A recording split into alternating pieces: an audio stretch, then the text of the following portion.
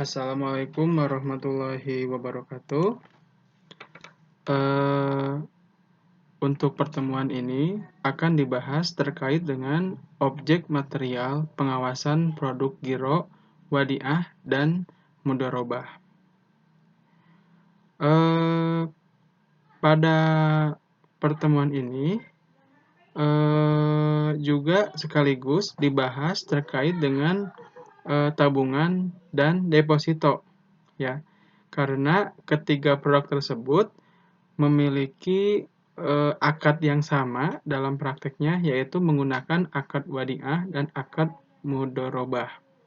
Sehingga pembahasannya disatukan dalam satu sesi ini.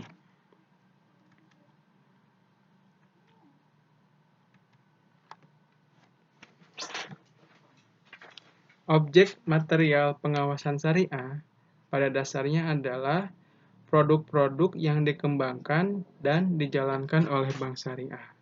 Sehingga seperti mudharabah, musyarakah, murabahah, salam, istisna, wakalah, dan lain sebagainya. Kesemuanya itu merupakan objek dari pengawasan syariah yang termasuk dalam lingkup audit syariah, yang mana objek-objek tersebut memiliki karakteristik khusus dalam pengauditan, yaitu adanya tambahan kriteria, yaitu kriteria terkait dengan syariah, ya, terkait dengan syariah, yang mana semuanya terdapat pada aturan Dewan Syariah Nasional. Jadi harus mengikuti fatwa Dewan Syariah Nasional. Juga mengikuti aturan-aturan syariah yang berlaku, ya. Secara umum, produk bank syariah dapat diklasifikasikan menjadi 3 produk. Yang pertama adalah produk penghimpunan dana, seperti giro, tabungan, dan deposito. Yang kedua, produk penyaluran dana, seperti murabahah, musyarakah, mudharabah, ijaroh, ya. Kemudian yang ketiga, produk pelayanan jasa keuangan. Nah, itu terkait dengan jasa keuangan meliputi kafalah, wakalah, hawalah, ya, gadai juga termasuk, ya, itu. Pada sesi ini akan dibahas terkait dengan produk pengumpulan dana, yaitu meliputi deposito, giro, dan tabungan, ya, di mana ketiga produk tersebut memiliki tujuan pengawasan yang sama, yang hampir-hampir mirip, dikarenakan akad yang digunakannya pun adalah sama, yaitu wadiah dan mudharabah, ya, sehingga disatukan dalam satu sesi ini. Bank sebagai mediator antara pemilik modal dan pengelola modal haruslah memiliki satu komitmen dan juga satu integritas yang mana itu diperlukan oleh bank,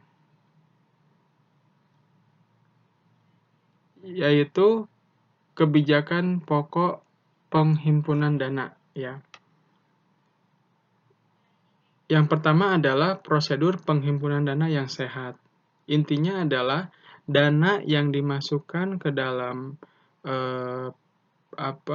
wadah penghimpunan dana syariah itu haruslah merupakan dana yang sehat, dana yang terbebas dari dana haram, ya, dan juga dana yang terbebas dari pelanggaran hukum positif, ya, seperti money laundry ataupun hasil korupsi. Itu tidak boleh dimasukkan dalam aliran masuk dana perbankan, ya. Jadi bank haruslah memiliki satu sistem untuk menganalisis dan untuk mengidentifikasi dana yang sehat tersebut. Yang kedua adalah penghimpunan dana dalam perhatian khusus. Merupakan satu sistem yang mana memberikan satu peringatan kepada bank terkait dengan resiko dana nasabah, ya. Apakah memiliki resiko tinggi yang dana tidak sehat dan ataupun memiliki resiko rendah terkait dengan dana yang sehat, ya. Jika memiliki resiko yang tinggi, maka diperlukan adanya perhatian khusus kepada nasabah tersebut. Lalu berhubungan dengan poin berikutnya, adanya verifikasi data untuk yang lebih detail lagi terhadap informasi, ya, sehingga dana yang masuk terhindar dari dana yang tidak sehat, ya. Jadi di-update informasinya, ya. Kemudian yang ketiga adalah pengkinian data, yaitu update data, ya, agar bank dapat menilai sehat atau tidaknya aliran dana yang masuk kepada dana penghimpunan tersebut. Yang ketiga adalah penyelesaian pengaduan, yaitu satu prosedur. Bank harus memiliki satu prosedur terkait dengan pengaduan pelanggaran dana yang tidak sehat. Jadi ada suatu sistem di mana adanya kombinasi antara bank dengan beberapa lembaga yang memonitoring kesehatan dari dana masuk masyarakat, ya, sehingga jika ada yang aneh itu bisa dilaporkan ke lembaga tersebut. Dalam hal ini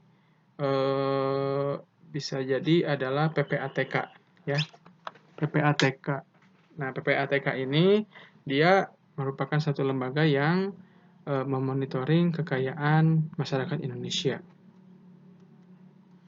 Penghimpunan dana yang dihindari yaitu diantaranya hasil korupsi, hasil perjudian, dan money laundry. Nah, jenis penghimpunan dana berdasarkan tujuan itu ada keamanan, investasi, dan sosial. Untuk tujuan keamanan dapat diwadahi melalui akad wadiah, yaitu akad titipan, di mana nasabah menitipkan dananya kepada bank dan bank harus bisa menyediakan sejumlah uang tertentu jika itu dibutuhkan oleh nasabah. Yang kedua adalah akad investasi, meliputi mudharabah, muqayyadah, dan mudharabah mutlaqah. Nanti akan dibahas di slide berikutnya. Yang ketiga adalah tujuan sosial, meliputi zakat, infak, sedekah, wakaf, dan hibah. Nah, ini merupakan transaksi-transaksi terkait dengan penghimpunan dana. Produk giro wadiah, ya. Akad wadiah adalah akad penitipan dana dengan ketentuan penitipan dana mengizinkan kepada bank untuk memanfaatkan dana yang dititipkan tersebut, dan bank wajib mengembalikan apabila penitip mengambil sewaktu-waktu dana tersebut, ya.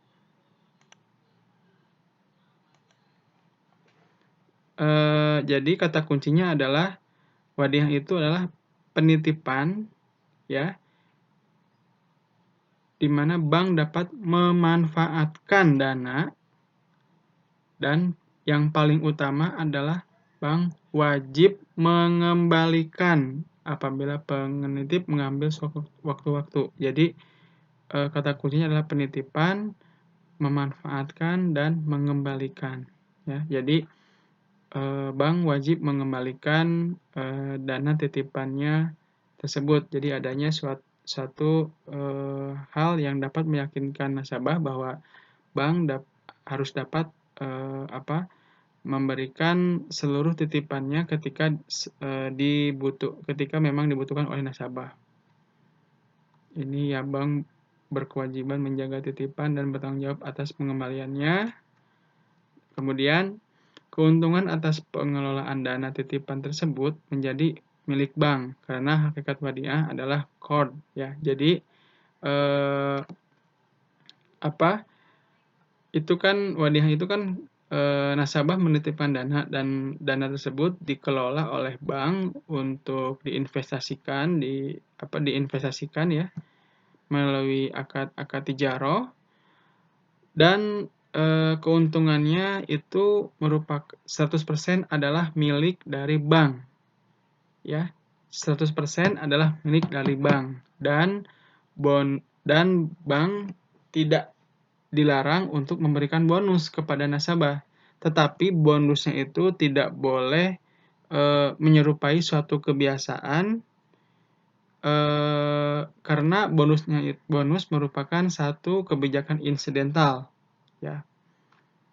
Jadi kalau misalkan bonus itu menjadi satu kebiasaan, maka itu namanya bukan wadiah lagi, tetapi lebih kepada mudharabah, ya.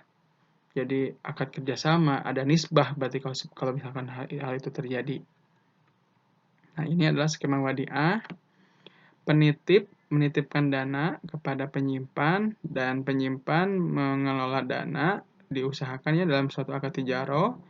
Lalu dia mendapatkan satu keuntungan, dan keuntungan ini 100% adalah milik perbankan syariah. Tapi perbankan syariah dapat memberikan bonus kepada nasabah, yang mana bonus ini tidak diperjanjikan dan dilarang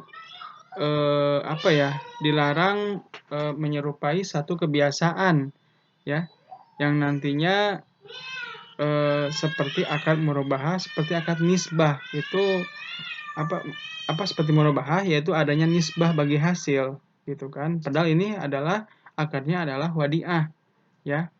Nah, inti dari wadiah adalah bank dapat mengembalikan dana ketika dibutuhkan. Jadi adanya suatu perjanjian tersebut, yaitu wadiah.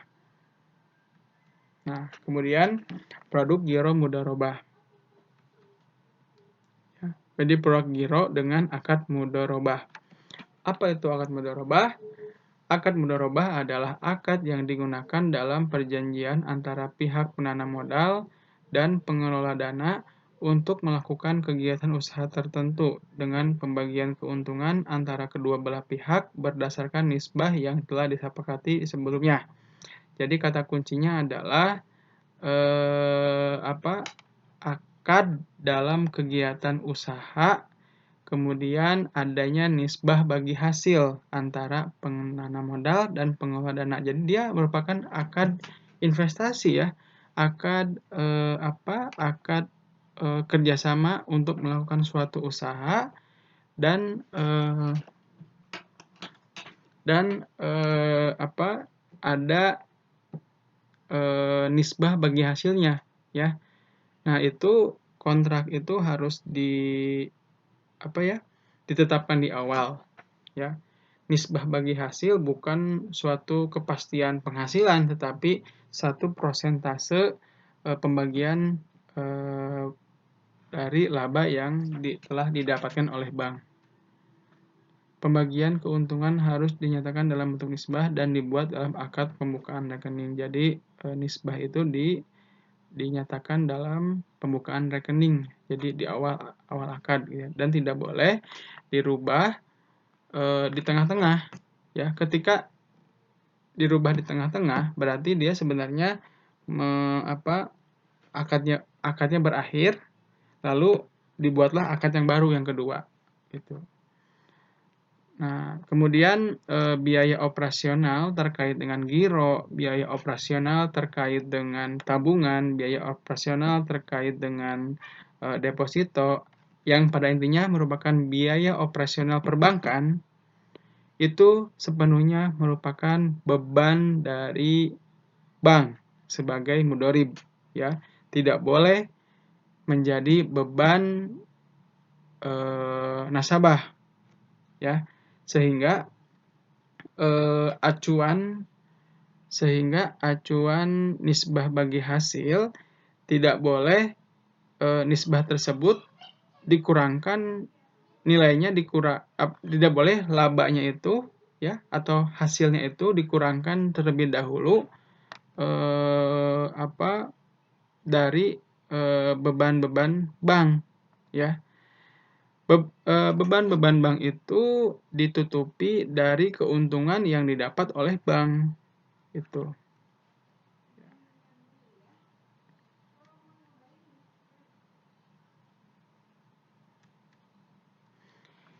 Nah, ada dua jenis murabahah ya. Yang pertama mudharabah ya.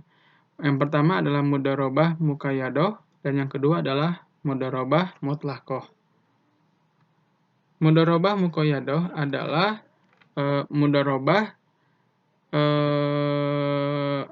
ada pembatasan lingkup investasi. Jadi nasabah memberikan satu syarat kepada bank terkait dengan penyaluran dana yang dia titipkan, yang dia masukkan. Misalkan persyaratannya adalah dana yang dia simpan itu yang dia berikan itu harus masuk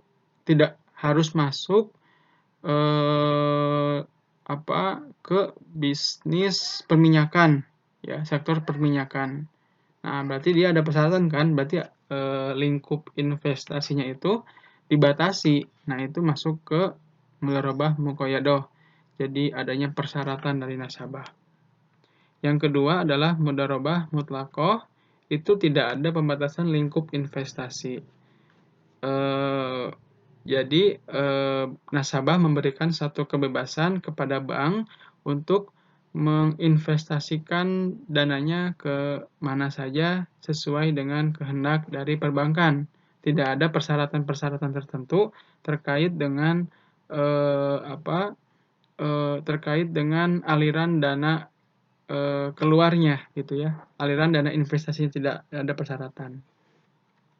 Nah, ini merupakan skema mudharabah di mana nasabah sebagai pemilik dana dia memberikan 100% pengelola dana memberikan dananya kepada pengelola dana yaitu bank.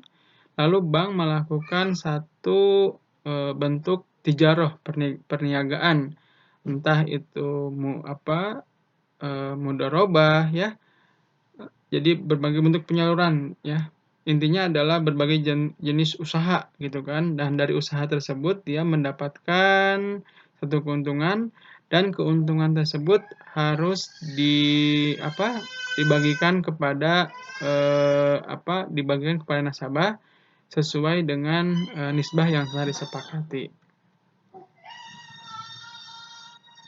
Ya, ini bentuk lebih generalnya bahwa bank sebagai mediator antara pengusaha dan pemilik dana gitu kan. Nanti bank dapat dan memiliki suatu proyek, nanti proyeknya mendapatkan labanya dibagikan kepada bank dan nanti bank dibagikan lagi kepada pemilik dana sesuai dengan nisbah. Tujuan pengawasan syariah. Tujuan pengawasan syariah atas giro baik wadiah maupun mudharabah adalah untuk mendapatkan keyakinan yang memadai bahwa kegiatan produk giro telah dilakukan sesuai dengan prinsip-prinsip syariah. Ya. Jadi terhindar dari transaksi-transaksi haram, ya, terhindar dari penghimpunan atas transaksi-transaksi haram, ya. Itu. Jadi uang korupsi tidak boleh masuk, kemudian uang hasil perjudian nggak boleh masuk, uang money laundering juga tidak boleh masuk, ya itu. Kemudian dalam pemberian bonus tidak boleh satu diperjanjikan di awal. Jadi tidak boleh ada bonus yang diperjanjikan di awal. Yang namanya bonus itu kan itu kebijakan yang insidental. Jadi ditentukannya ketika ya saat-saat tertentu saja, ya gimana bank gitu kan. Itu. Dan juga tidak boleh si bonus itu menyerupai menyerupai nisbah, ya. Jadi tidak boleh adanya satu kebiasaan. Misalkan kebiasaannya itu bonus 1%, ya nggak boleh, ya. Bahwa bonus itu adalah harus insidental, jadi kebijakan yang insidental dan tidak diperjanjikan di awal. Nanti kalau misalkan adanya suatu kebiasaan, nanti apa bedanya dengan nisbah bagi hasil, gitu kan? Berarti bukan wadiah, dia menggunakannya adalah mudharabah, ya.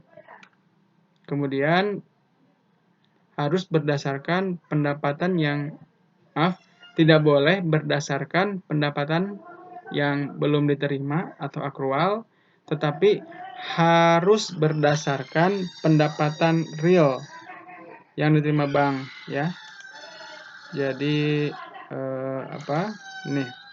harus berdasarkan pendapatan real. Mengapa pendapatan real yang jadi acuan? Karena pendapatan real yang diterima di bank itu adalah sesuatu yang pasti.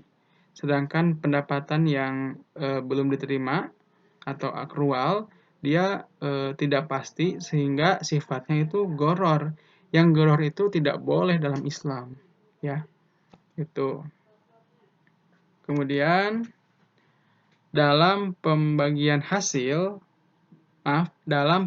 bagi hasil tidak boleh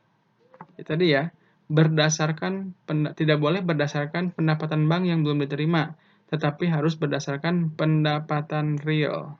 Ya, jadi ingat, acuan bagi hasil atau acuan bonus itu diacu pada pendapatan yang telah diterima, ya. Misalkan total pendapatannya adalah 500 juta, ya. Yang telah diterima dalam bentuk uang kepada bank yang ada gitu ya, adalah 300 juta. 200 jutanya dia hanya sebatas pengakuan saja. Nah, yang dibagikan ke bank, yang dibagikan oleh bank adalah yang 300 jutanya itu, ya. Yang dibagikan ke bagi hasil, yang menjadi acuan nisbah bagi hasil adalah 300 juta, bukan 500 juta. Karena 200 juta yaitu merupakan sesuatu yang goror, ya, belum tentu itu ada. Tapi itu hanya sebatas pengakuannya saja, ya. Hal ini untuk menghindari sesuatu yang goror, ya. Kemudian bagi hasil tidak boleh, dalam pemberian bagi hasil itu nisbahnya itu tidak boleh dirubah, ya, sampai akadnya selesai. Nah, itu harus memastikan DPS maupun auditor syariah. Nah, kemudian biaya pengelolaan giro, biaya pengelolaan tabungan, biaya pengelolaan deposito, dan biaya-biaya lainnya terkait perbankan itu menjadi beban perbankan, tidak boleh dimasukkan ke dalam beban nasabah. Ini dapat dilihat dari acuan bagi hasil. Apakah acuan bagi hasilnya itu murni, ya, atau telah dikurangi beban perusahaan. Kalau yang harus dihindari adalah eh, apa eh, laba bagi acuan bagi hasil itu tidak boleh, itu harus murni, tidak boleh eh, apa telah dikurangi dari beban-beban perusahaan, karena beban perusahaan itu merupakan tanggung jawab dari perusahaan, gitu kan.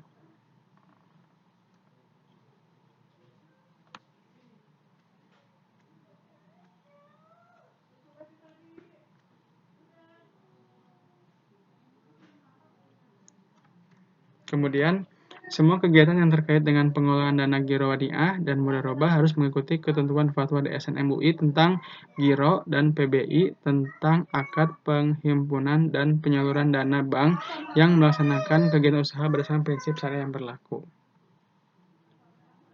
Kemudian untuk pengujian substantif materi syariahnya ada sebagai berikut, ya.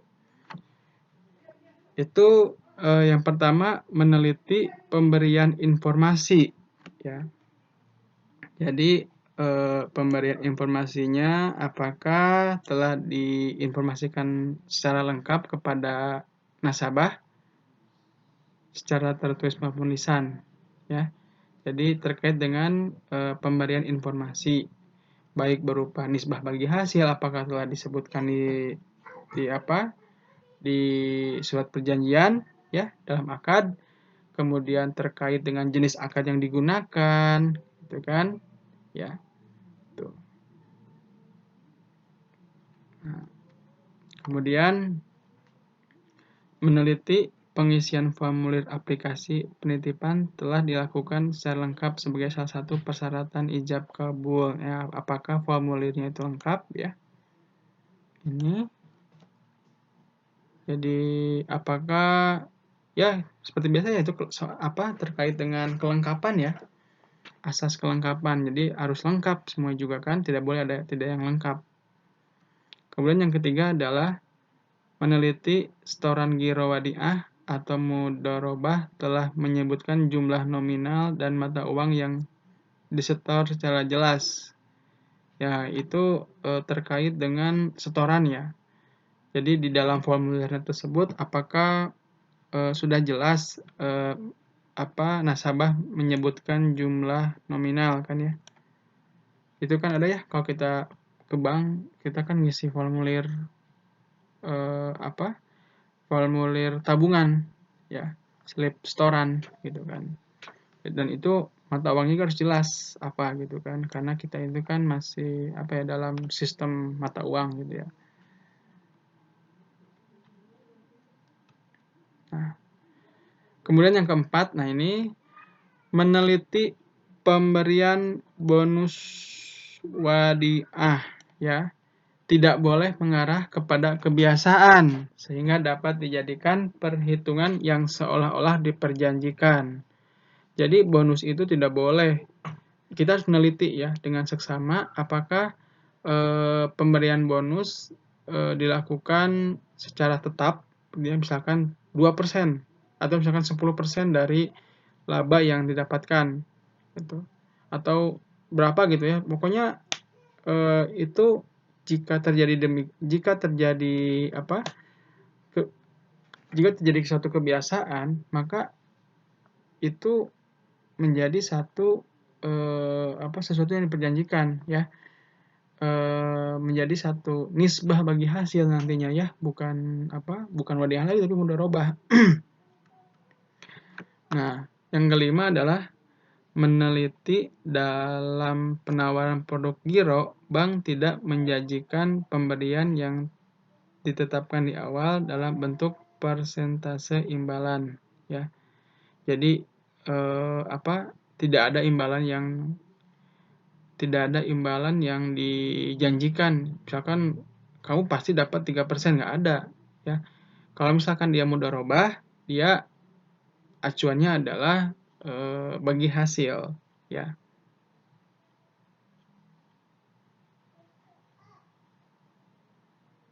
Jadi intinya adalah tidak ada penetapan di awal, ya.